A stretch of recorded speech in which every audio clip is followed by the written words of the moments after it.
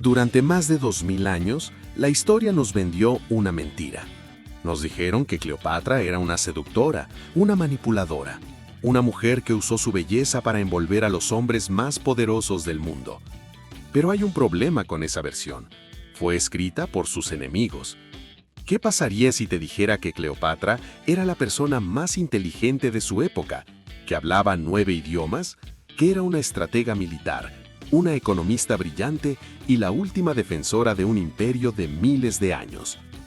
Hoy vamos a descubrir quién fue realmente Cleopatra, por qué Roma necesitaba destruir su imagen y qué secretos lleva su historia que nadie te contó en la escuela. Quédate hasta el final, porque hay una revelación sobre su muerte que va a cambiar completamente lo que creías saber. Antes de continuar, si quieres seguir descubriendo historias que la historia oficial prefiere ignorar, suscríbete a Explícalo Simple. Aquí contamos el mundo sin filtros y sin aburrimiento. Empecemos por el principio, porque aquí ya hay una sorpresa. Cleopatra no era egipcia. Así como lo escuchas, era griega, descendiente directa de Ptolomeo I, uno de los generales de Alejandro Magno, quien tomó el control de Egipto después de la muerte del gran conquistador. Su familia llevaba casi 300 años gobernando el país, pero adoptó tan poco la cultura local que la mayoría de sus antepasados nunca aprendieron a hablar egipcio. Cleopatra fue la excepción que rompió todas las reglas. Mientras sus hermanos despreciaban al pueblo que gobernaban, ella estudió con obsesión. Aprendió egipcio, etíope, hebreo, griego, árabe, latín y varios idiomas más. Era la primera de su dinastía en poder hablar directamente con los sacerdotes, con los comerciantes del Nilo, con los embajadores extranjeros sin necesitar un intérprete. Para los egipcios, eso no era un detalle menor, era una señal divina. Y así fue como Cleopatra, a los 18 años, ascendió al trono del imperio más antiguo del mundo. Pero el trono no estaba esperándola con flores. Su propio hermano, Ptolomeo XIII, de 10 años, fue usado como marioneta por los consejeros del palacio para arrebatarle el poder. Cleopatra fue exiliada, obligada a huir al desierto con nada más que un puñado de soldados leales. Aquí es donde la historia se pone buena. En lugar de rendirse, construyó un ejército. Y cuando supo que Julio César, el hombre más poderoso de Roma, había llegado a Alejandría para resolver el conflicto entre hermanos, Cleopatra tomó una decisión que pasaría a la historia. Se hizo enrollar en una alfombra. Sí, exactamente lo que estás pensando. Sus sirvientes la metieron dentro de un rollo de tela y la entregaron como regalo directamente en las habitaciones privadas de César. Cuando la alfombra se desenrolló frente al general romano más temido de su tiempo, apareció la reina de Egipto.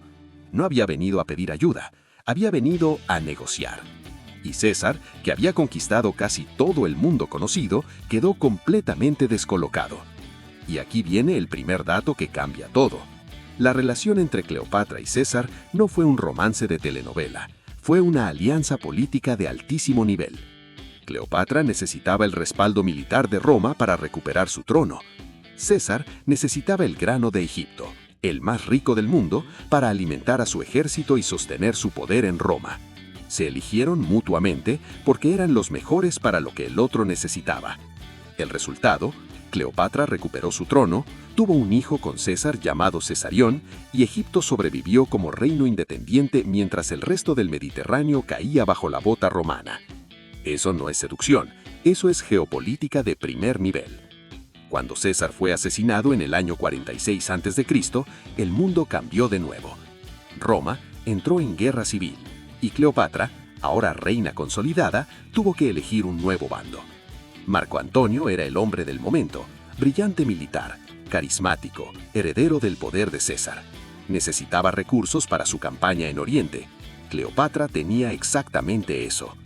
Cuando se reunieron, en Tarso, Cleopatra llegó en un barco con las velas perfumadas, rodeada de músicos, con traje de diosa. No porque fuera vanidosa, sino porque sabía exactamente lo que hacía. En ese mundo, el poder se comunicaba con símbolos, y ella dominaba ese lenguaje mejor que nadie. La alianza funcionó durante años, tuvieron 3 hijos, gobernaron juntos el Mediterráneo oriental, y por un momento pareció posible algo impensable. Un mundo donde Roma y Egipto fueran iguales. Pero entonces llegó Octavio. Octavio, el futuro Augusto, el primer emperador de Roma, era frío, calculador y absolutamente brillante en algo que hoy llamaríamos relaciones públicas.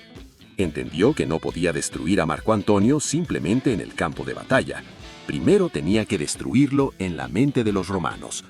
Y para eso usó a Cleopatra. La convirtió en el símbolo de todo lo que Roma temía. Una mujer oriental que había hechizado a sus hombres más grandes, que quería gobernar el mundo, que era un peligro para los valores romanos. Publicó cartas privadas de Marco Antonio, pagó a poetas para que la ridiculizaran. Construyó piedra a piedra el mito de la seductora manipuladora. Y funcionó. Después de la batalla de Accio en el año 31 a.C., Marco Antonio y Cleopatra fueron derrotados. Octavio avanzó sobre Alejandría, Marco Antonio se suicidó, y Cleopatra, por primera vez en su vida, se quedó sin opciones. Aquí viene la revelación que prometimos al principio. Durante siglos nos contaron que Cleopatra murió por la mordida de una serpiente, una cobra, que habría metido de contrabando en una cesta de higos. Pero los historiadores modernos tienen serias dudas. El veneno de cobra tarda horas en matar y provoca convulsiones visibles. Los guardias romanos habrían intervenido, y las cobras son animales difíciles de ocultar en una cesta pequeña. La teoría más aceptada hoy es que Cleopatra tenía acceso a una mezcla de venenos preparada con antelación. Murió rápido, sin espectáculo, exactamente como ella habría querido. Eligió su muerte como había elegido cada movimiento de su vida, con control absoluto. Octavio llegó tarde y dicen que golpeó el pecho en señal de furia cuando encontró su cuerpo, porque Cleopatra había ganado la última batalla. Nunca sería exhibida encadenada en su triunfo. Cleopatra murió a los 39 años. Con ella murió la última dinastía faraónica. Egipto se convirtió en provincia romana, pero su historia sobrevivió, distorsionada, romantizada, reducida. Shakespeare la inmortalizó, Hollywood la glamorizó y la propaganda de Octavio la siguió moldeando durante siglos. Lo que hoy vamos a llevarnos es esto. La versión que nos cuentan sobre el poder siempre la escriben los que ganan. Cleopatra no fue la víctima de su historia, fue su autora. Gobernó 22 años en uno de los periodos más violentos de la historia antigua.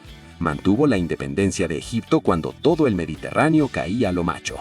Y cuando el final era inevitable, lo enfrentó en sus propios términos. Eso no es la historia de una seductora, es la historia de una de las líderes más brillantes que el mundo ha conocido.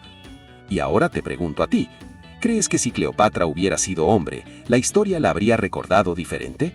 ¿O el problema fue siempre el poder sin importar el género?